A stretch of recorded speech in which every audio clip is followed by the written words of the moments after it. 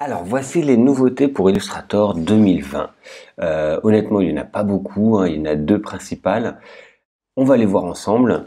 C'est pas une grosse révolution, mais voilà, ils évoluent au fur et à mesure. Donc déjà au niveau de l'interface au départ, quand vous ouvrez Illustrator 2020, vous allez avoir ici les nouveautés qui sont proposées. Donc l'amélioration de performance. Donc c'est surtout au niveau la rapidité des ombres portées, des lueurs externes, etc. La amélioration des tracés simplifiés, donc en fait on va pouvoir simplifier des tracés comme ici c'est indiqué, vous voyez il y a beaucoup de points et on peut en faire beaucoup moins, donc ça marche pas non plus aussi bien que ça, enfin pas dans tous les cas, mais voilà ça permet de simplifier un petit peu. Et la vérification de l'orthographe automatique, voilà quand vous écrivez un texte on va pouvoir travailler là-dessus. Si vous n'avez pas cette fenêtre là qui apparaît, quand vous allez voir, vous pouvez avoir cette fenêtre là, et là il suffit de cliquer sur afficher dans l'application et vous allez retrouver ici la nouvelle interface pour le faire. Voilà, nouvelle interface très légère, très peu de modifications. Voilà pour l'introduction aux nouveautés CC 2020. Pour Illustrator, on va créer un nouveau document.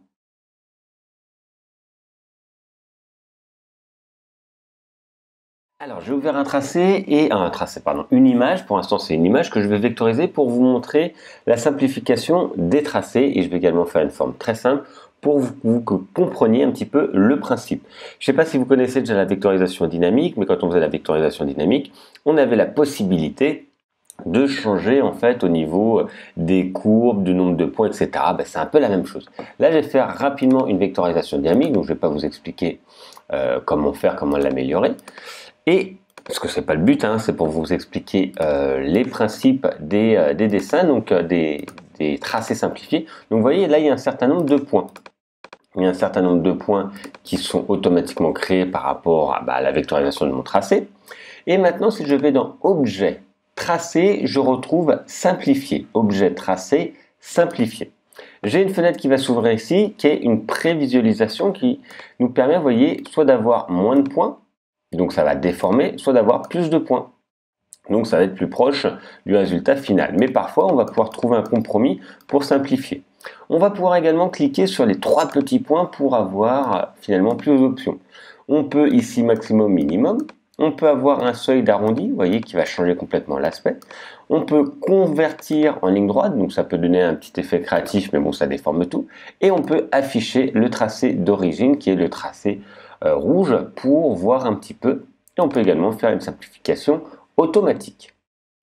Si on le fait par exemple sur, allez, je vais faire une étoile par exemple, et je fais le même principe sur une étoile, je vais mettre un contour, objet, tracé, simplifié, et je vais pouvoir comme ça également simplifier à partir d'un tracé assez simple, ça va pouvoir modifier les points qui sont ici, ok? Pareil, si je fais sur un rectangle, on va mieux le voir sur le rectangle, je pense, objet, tracé, simplifié, voilà. Et on va pouvoir modifier comme ça, vous voyez, la forme de base qui est faite. Voilà, ça ne change pas beaucoup. Je peux également changer, simplifier, voilà, simplifier automatiquement, ça le fait beaucoup plus. Et je vais pouvoir changer comme ça des éléments, si c'est un tracé à la plume, avec un certain nombre de points. Donc là, ça va représenter pas grand-chose, hein. Objet, tracé, simplifié. Là, vous aurez bien compris. Et on peut modifier finalement le tracé qui a été fait. Hop, voilà, je vais sur le tracé, pardon. Objet, tracé, simplifié. Et on peut changer comme ça la forme des tracés plus ou moins réussi, avec plus ou moins de points qui sont faits. Là, en fait, il n'y a pas assez de points pour que ça change. Donc, c'est pas très concluant à ce niveau-là. Mais vous voyez, ça permet de retravailler un petit peu, comme quand on fait la vectorisation dynamique qui nous permet de changer le nombre de points, le nombre d'accroches ou autre. Donc, vous n'avez pas forcément l'utiliser, mais en tout cas, c'est une des nouveautés Illustrator 2020.